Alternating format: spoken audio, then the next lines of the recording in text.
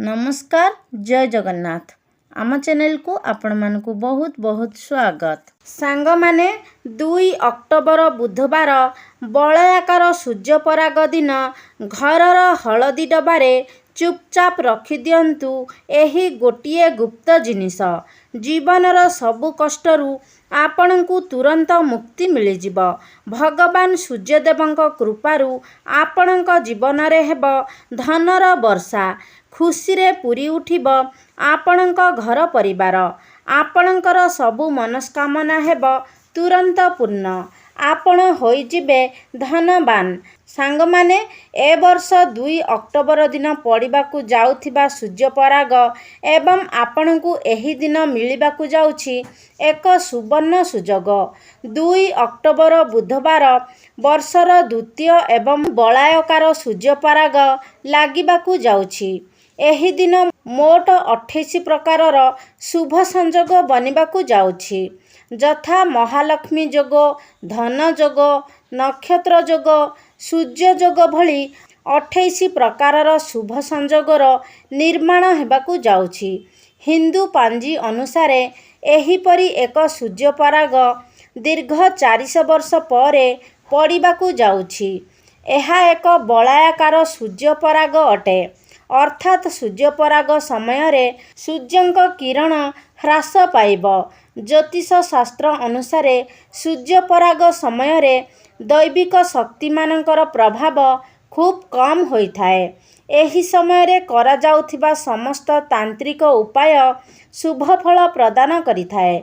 सांग माने ए सूर्यपरागटी भारत रे दृश्य हेब नाही, तेणु हांडी छाड़, पाक त्याग इत्यादि कराजिब नाही किंबा देवनीति मध्य निषेध कराजिब नाही।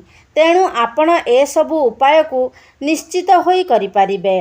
किंतु जेहेतु सूर्यपराग एक प्राकृतिक घटना अटे, तेणु एहार प्रभाव पृथ्वी उपरे निश्चित पड़िब। एही सूर्यपराग को अनेक वैज्ञानिकंक सह ज्योतिष पंडित माने मध्य उत्साहित होई अपेक्षा करिथांती। एही सूर्यपराग दिन जदि आपण तंत्रशास्त्र और ज्योतिष शास्त्र अनुसार किछि महा उपाय करिनेबे, तेबे तार फल आपणकु निश्चित मिलिब एवं आपणकु आपणक जीवन रे थिबा समस्त कष्टरू मुक्ति मिलिजिब। आपण निज जीवन रे एक सकारात्मक एवं चमत्कारी परिवर्तन अनुभव करिबे। सांग माने जदि 2 अक्टोबर दिन तंत्रशास्त्र अनुसार आपण निज घरर हलदी डबारे एही गुप्त जिनिसटी को चुपचाप रखिदेबे, तेबे आपणकर सबु मनस्कामना निश्चय पूर्ण हेब। एही उपायटी करिनेले आपणक घरे हेब धनर वर्षा, जीवनर सबु कष्टरू आपणकु मुक्ति मिलिजिब। आपणकु निज मनपसंदर चाकरी मिलिजिब किंबा बंद पड़िथिबा व्यापार पुणी थरे चालू होइजिब। आपणक जीवन रे धन आगमनर नुआ नुआ मार्ग सबु खोलिजिब। आपणक जीवन रे जेउ धन आसीब सेथिरे वृद्धि हेब।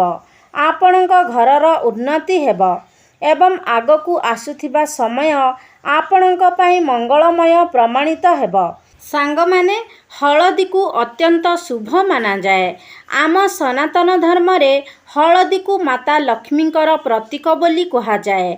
भगवान विष्णु, माता लक्ष्मी एवं गणेश भगवान को पूजा रे जदि हलदीर प्रयोग करा जाए, तेबे से पूजाटी तुरंत सिद्धि प्राप्त करिनिए। तंत्र क्रिया रे मध्य हलदी को विशेष महत्व दिया जाए। सांग माने जदि सूर्यपराग दिन हलदीर एही उपाय आपण सठिक मुहूर्त रे करिनेउछंती, तेबे विश्वास रखंतु जे आपणक जन्मा जन्मांतरर दरिद्रता खूब शीघ्र समाप्त हेब। आपणकु धनवान हेबारू केही भी अटकाई पारिबे नाही। सबु किछि सठिक भाबरे जानिबा पई भिडियोटी को स्किप न करी शेष पर्यंत निहाती देखंतु एवं चैनलटी को सब्सक्राइब करी कमेंट बॉक्स रे जय सूर्यदेव निश्चय लिखंतु। सांग माने प्रथम उपायटी हेउछि शुक्र ग्रहर साथ पाइबार महा उपाय। सांग माने आपण जानती शुक्र ग्रह को धन संपदर ग्रह बोली कहा जाए। ଯେଉଁ ବ୍ୟକ୍ତିର କୁଣ୍ଡଳୀର ଶୁକ୍ର ଗ୍ରହ ମଜବୁତ ଥାଏ ସେ ବ୍ୟକ୍ତି ନିଜ ଜୀବନରେ ଧନ ସମ୍ବନ୍ଧୀୟ ଯେଉଁ ବି ନିଷ୍ପତ୍ତି ନିଅନ୍ତି ସେଥିରେ ତାଙ୍କୁ ଫାଇଦା ହିଁ ହୋଇଥାଏ ଏବଂ ଶୁକ୍ର ଗ୍ରହର ନିୟନ୍ତ୍ରଣ ମା ଲକ୍ଷ୍ମୀଙ୍କ ହାତରେ ଥାଏ। ସାଙ୍ଗମାନେ, ଯଦି ଆପଣ ଚାହୁଁଛନ୍ତି ଆପଣଙ୍କ କୁଣ୍ଡଳୀର ଶୁକ୍ର ଗ୍ରହ ସର୍ବଦା ଆପଣଙ୍କର ସାଥ ଦେଉ ବୋଲି ଏବଂ ଆପଣ ଧନ ସମ୍ବନ୍ଧୀୟ ଯେଉଁ ବି ନିଷ୍ପତ୍ତି ନେବେ ସେଥିରେ ଆପଣଙ୍କୁ ଫାଇଦା ହେଉ ବୋଲି, ତେବେ ଏହି ଛୋଟ ଉପାୟଟିକୁ ସୂର୍ଯ୍ୟ ପରାଗ ଦିନ କରି ନିଅନ୍ତୁ। ସାଙ୍ଗମାନେ, ଗୁଜୁରାତିକୁ ଶୁକ୍ର ଗ୍ରହର କାରକ ମାନାଯାଏ। ଆପଣ କ'ଣ କରିବେ ନା ସୂର୍ଯ୍ୟ ପରାଗ ଦିନ ସନ୍ଧ୍ୟା ସମୟରେ ଗାଧୋଇ ଶୁଦ୍ଧ ପବିତ୍ର ହୋଇ ଗୋଟେ ନୂଆ କାଚର ଡବା ନେବେ ଏବଂ ସେଥିରେ ପୂର୍ଣ୍ଣ ଭାବରେ ହଳଦୀ ଭର୍ତ୍ତି କରିବେ। ଏହାପରେ 2ଟି ଗୁଜୁରାତି ନେଇ ନିଜ ପୂଜା ଘରକୁ ଯିବେ ଏବଂ 2ଟି ଗୁଜୁରାତିକୁ ନିଜ ହାତରେ ଧରି ମାତା ଲକ୍ଷ୍ମୀଙ୍କ ବୀଜମନ୍ତ୍ରକୁ 11 ଥର ଜପ କରିବେ। କାରଣ 11 ସଂଖ୍ୟାଟି ମାତା ଲକ୍ଷ୍ମୀଙ୍କୁ ଅତ୍ୟନ୍ତ ପ୍ରିୟ ହୋଇଥାଏ। ମାତା ଲକ୍ଷ୍ମୀଙ୍କ ବୀଜମନ୍ତ୍ର ହେଉଛି ଓମ୍ ମହାଲକ୍ଷ୍ମୀ ନମଃ। ବର୍ତ୍ତମାନ ସେ ହାତରେ ଧରିଥିବା ଗୁଜୁରାତିକୁ ସେ ହଳଦୀ ଡବାରେ ରଖିଦେବେ।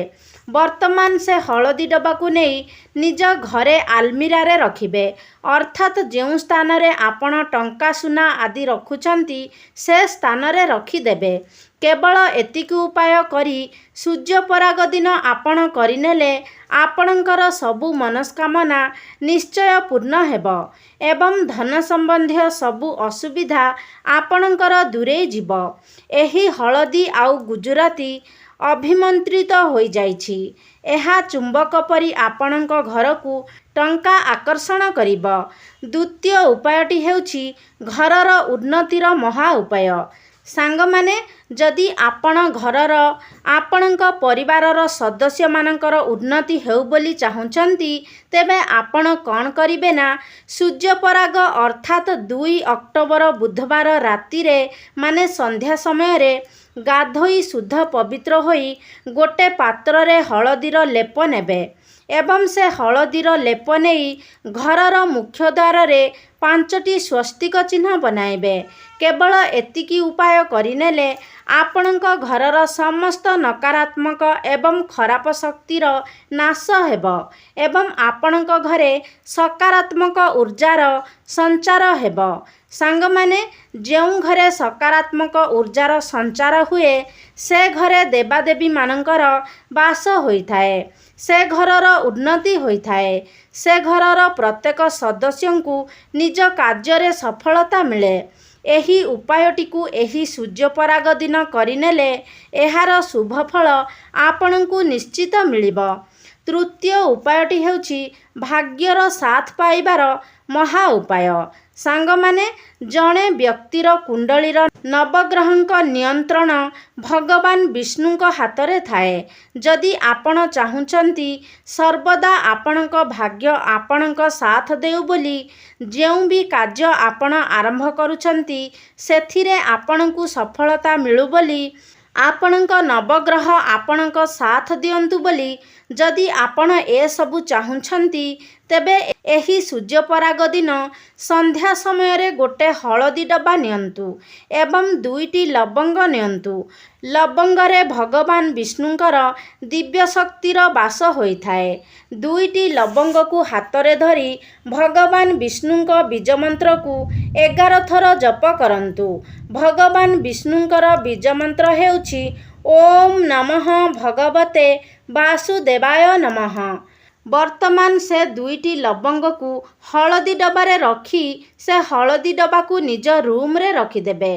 ଏହି ଉପାୟ ଆପଣ ସୂର୍ଯ୍ୟ ପରାଗ ଦିନ କରିନେଲେ ସେ ହଳଦୀ ଓ ଲବଙ୍ଗ ଅଭିମନ୍ତ୍ରିତ ହୋଇଯିବ ଏବଂ ଏହା ସାକ୍ଷାତ୍ ଭଗବାନ ବିଷ୍ଣୁଙ୍କ ଆଶୀର୍ବାଦ ଭଳି ଆପଣଙ୍କ ଜୀବନରେ କାମ କରିବ। ଆପଣଙ୍କ ଭାଗ୍ୟ ସର୍ବଦା ଆପଣଙ୍କ ସାଥ ଦେବ। ତ ସାଙ୍ଗମାନେ, ଆଶା କରୁଛି ଆଜିର ଭିଡ଼ିଓଟି ଆପଣମାନଙ୍କୁ ନିଶ୍ଚିତ ଭାବରେ ଭଲ ଲାଗିଥିବ। ଯଦି ଭଲ ଲାଗିଛି ତାହେଲେ ଲାଇକ୍ କରନ୍ତୁ, ସେୟାର କରନ୍ତୁ। ଆମ ଚ୍ୟାନେଲକୁ ଯଦି ସବସ୍କ୍ରାଇବ୍ କରିନାହାନ୍ତି ତାହେଲେ ସବସ୍କ୍ରାଇବ୍ କରିଦିଅନ୍ତୁ। ସର୍ବେ ଭବନ୍ତୁ ସୁଖିନଃ। ଧନ୍ୟବାଦ।